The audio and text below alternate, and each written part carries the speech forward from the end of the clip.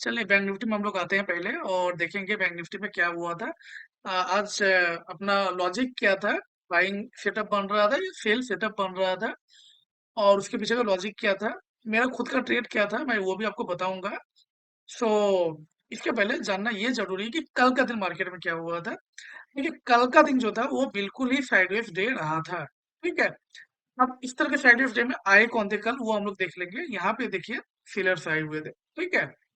तो sellers previous day high पे थे और यहाँ पे अगर हम देख ले तो यहाँ पे ये जो मूवमेंट हुआ है अपवर्ड मूवमेंट, यहाँ पे बायर्स लोग आ चुके हैं। ठीक है। बायर्स क्यों आ चुके हैं क्योंकि ये 61,000 के साइकोलॉजिकल जोन के आसपास से ये ऊपर गया हुआ है। सो यहाँ पे सिंपल सी बात है, क्विक बायर्स आए हुए हैं, रिटेल बायर्स आए हुए हैं। मार्केट बिल्कुल ही फ्लैट ओपन हुआ। अब देखिए मार्केट इस फ्लैट ओपनिंग में ये सेलर्स को भी टारगेट कर सकता है और ये बायर्स को भी टारगेट कर सकता है। तो हमें देखना है कि मार्केट टारगेट करेगा तो किसको करेगा। देखिए अगर हम देखें तो यहाँ पे जो सेलर्स हैं वो लगभग निकल ही चुके हैं। ठीक है। ये रिट्रेसमेंट हुआ है, लगभग 61% का रिट्रेसमेंट हो चुका है, तो हम मान के चलेंगे ये लगभग निकल चुके हैं। कुछ अगर बचे होंगे तो बचे हो सकते हैं। मार्केट क्या करते हैं, बहुसंख्यक को टारगेट करता है, जिसका नंबर जो ज्यादा है उनको टारगेट करता है। सेलर्स जो है वो काफी घट चुके होंगे यहाँ पे, तो इनको मार्केट टारगेट नहीं करना चाहिए। मार्केट टारगेट इन बायर्स को करना चाहिए। ठीक है। तो इसीलिए अपना जो प्लान था वो था सेल करने का आज। अब सेलिंग सेटअप हम लोग खोजेंगे कहाँ पे बन सकता था। तो चार्ट को अगर मैं थोड़ा बड़ा कर लूँ तो हम देख सकते हैं सेलिंग सेटअप जो था वो यही बन जाता। ठीक है। 928 की कैंडल में, लेकिन हम लोग हमेशा रिट्रेसमेंट का इंतजार करते हैं। तो यहाँ अगर मार्केट आता है और आने के बाद कोई रेड कैंडल फॉर्म करता है तो हम लोग एक आसान सा ट्रेड ले लिए होते। ठीक है। तो मार्केट ने यहाँ कुछ नहीं किया है। मार्केट यहाँ पे थोड़ा बहुत रेड कैंडल बनाया था तो ट्रेड यहाँ लिया जा सकता था। लेकिन मैं आपको बता दूं अपना जो प्रैक्टिस है वो अगर डे हाई टूट जाए ना तो अपना ट्रेड लेने का प्रैक्टिस कुछ इस तरह का है। ये ऊपर जाएगा, एक रेड कैंडल बनाएगा, फिर ऊपर जाएगा, दूसरा रेड कैंडल बनाएगा, तो हम दूसरे रेड कैंडल में लेते हैं ट्रेड, या फिर अगर तीसरा को रेड कैंडल बनाता है तो हम लोग वहां पे ट्रेड लेते हैं। ठीक है। तो ये जब ट्रेड लेते हैं तो हम लोग थोड़ा पिछला दिन भी चेक कर लेते हैं कि ट्रेड दूसरे रेट कैंडल में लेना चाहिए या तीसरे में है। तो उस हिसाब से यहाँ ट्रेड यहाँ आपका नहीं बनता है, यहाँ थोड़ा रिस्की हो जाता है। कि अमूमन होता है क्या है कि मार्केट ये रेट कैंडल बना के नीचे आ जाएगा, आपने सेल भी कर दिया और फिर मार्केट ऊपर जाके आपका स्टॉप लॉस को हिट करेगा और फिर मार्केट को गिरना होगा तो गिर जाएगा। ठीक है। चलिए इसके अलावा कोई और ट्रेड बनता है तो मैं आपको बता दूं। ये तो हमारा सेलिंग। बाइंग की बात कर ले। बाइंग हालांकि अपना प्लान तो नहीं था, लेकिन मेरा काम है आपको टोटल ट्रेड बता देना दिन भर का। तो बाइंग की बात कर लेंगे तो बाइंग आपका हो सकता था और बिल्कुल यहाँ से हो सकता था। 1 बजे के कैंडल में 61% से रिट्रेसमेंट हुआ है। बिग फिबोनाची रेंज है। तो यहाँ अगर ट्रेड लेते हैं तो आपको 10 मिनट के अंदर ही 1:2 से ज्यादा का रिस्क रिवॉर्ड मिल गया होता।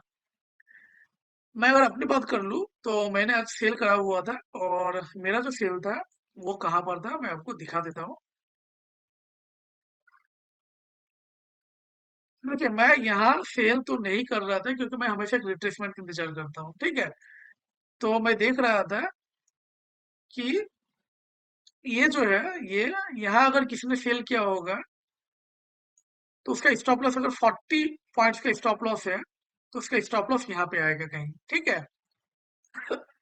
तो मैं ट्रेड को लिया था इस जगह।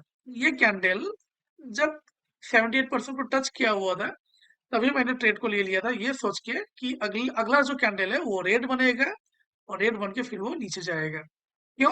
क्योंकि इनका जो स्टॉप लॉस था वो यहाँ कहीं होगा और वो स्टॉप लॉस एक बार हिट हो जाए फिर मार्केट नीचे की तरफ आ जाएगी। ऐसा मेरा मानना था। लेकिन ट्रेड लेते वक्त मैंने एक गलती कर दिया और वो सिंपल सा गलती था। वो गलती ये था कि मैंने कैंडल क्लोजर का इंतजार नहीं किया। अक्सर मैं कैंडल को देखता हूँ और कैंडल अगर रेड होता है, हालांकि छोटा ही रेड कैंडल क्यों ना हो, तो रेड कैंडल को देखने के बाद ही मैं सेल करता हूँ। लेकिन आज मैं थोड़ा कुछ ज्यादा ही कॉन्फिडेंट हो गया था, तो ओवर कॉन्फिडेंस में ये ट्रेड आज खराब हो गया और मुझे 35 पॉइंट्स का स्टॉप लॉस झेलना पड़ा है। तो कोई बात नहीं, मार्केट को स्टॉप लॉस देना पड़ता है, ठीक है। लेकिन हाँ, मेरी जो गलती है वो गलती को समझ लेना, लिख लेना काफी जरूरी है। तो मैं थोड़ा सा ट्रेडिंग जर्नल में ले चलूंगा, और मैंने अपना गलती को सुधारने के लिए ट्रेडिंग जर्नल में जो लिखना था वो मैंने लिख लिया है, ठीक है। देखिए मैंने लिख लिया 24 फरवरी, sold at 946 without confirming the formation of red candle, stop loss hit of 35, ठीक है। पूरा का पूरा डिटेल है ऑलरेडी। बैंक निफ्टी में 61,500 का पीई था जहां पे मैंने ट्रेड लिया हुआ था, ठीक है। सेल ट्रेड था। तो मैंने जो सीखा वो लिखा हुआ, वेट फॉर कैंडल क्लोजर। तो ये चीज अब मैं रिवीजन करूंगा जब भी मौका मिलेगा। तो इस तरह से मुझे ये याद रहेगा कि कैंडल क्लोजर के पहले ट्रेड इनिशिएट नहीं करना है। देखिए निफ्टी में भी बायर्स लोग ही आए हुए थे, ठीक है, कोई सेलर्स था नहीं पिछला दिन। और मार्केट ने इन बायर्स को निकालने के लिए गैप डाउन ओपनिंग हुआ। हमारा जो निफ्टी में ट्रेड था वो काफी अर्ली ट्रेड था, हालांकि थोड़ा रिस्की होता है अर्ली ट्रेड। ट्रेड आपका यही बन जाता है, ठीक है।